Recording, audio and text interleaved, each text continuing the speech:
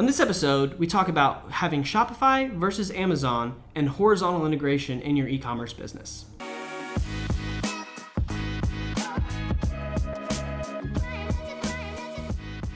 Hey everybody, welcome to episode 52 of the AskEngine show. I am riding solo today. We've got quite a lot of work going on out there, so I didn't want to mess up the flow, so we're going to get one knocked out for you quick. We've got two questions for you, and so I'm going to go ahead and jump in.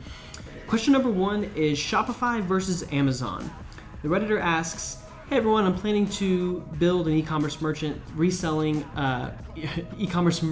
company reselling other people's products, and he's wanting to understand whether he should be on Amazon or whether he should be on Shopify.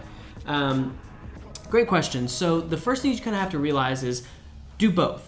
Amazon is a marketplace. It is a marketplace that you can leverage to grow. It's the most trusted marketplace in the world. So if you're selling other people's products, think about it this way. Don't think about them as marketplaces, because Shopify is something that you own. Amazon is something that you don't. Think about a channel strategy for how you sell on Amazon, just like you would sell on Facebook, Instagram.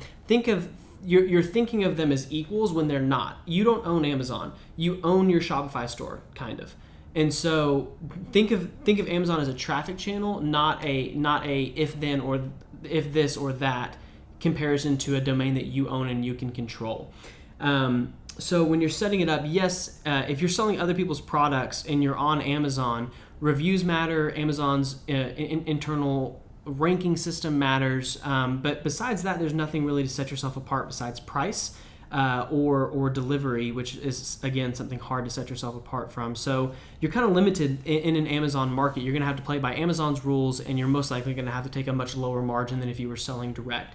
So that's what I recommend is think of Amazon as a traffic channel, not a platform for your business. You need to have a separate entity that you own, that you can control, where you own your customer. You don't own your customer on Amazon. But great question. Question number two, dealing with a niche that has mainly one-time buyers. This Redditor is running an e-commerce operation where the majority of the customers are purchasing a single item and then they're leaving. There's no real reordering purchase behavior or intent to purchase more than one product. And he's asking on how to get people to come back and buy more things. You're on the right track, Bart Masta. And you're doing a good job the way you're thinking about it. So the way to think about this is if you cannot vertically integrate, then you need to horizontally integrate. So if you're selling something that's a one-time purchase. Country Outfitter is selling boots. The average person buying a pair of boots is only going to buy typically one pair of boots every 18 to 24 months. So you have to horizontally integrate. If a mom buys a pair of boots for herself, maybe she wants to buy some for her husband or her boyfriend or her children, whoever that is. And so that's how you're going to horizontally integrate, as well as selling other products. If someone's interested in boots, they're probably also interested in country wear. They're probably also interested in belts, jeans, shirts. So that's how you're gonna spread yourself across. And then look at what your competition is doing. This is a place where competitor research is very important. Think about collaborations that you can do that don't make sense on the surface, but are going to end up being the massive thing that explodes your brand. I mean, I think most punk rock people did not know who Jay-Z was until Jay-Z did a collaboration with Linkin Park, and vice versa. And so think about ways that you can introduce and bring people back, and then segment people. So internally within your email lists, within your own marketing efforts, segment people out by what they've purchased and why they purchased it. A male coming in and purchasing a pair of boots is going to be different than a female coming in and purchasing a pair of boots.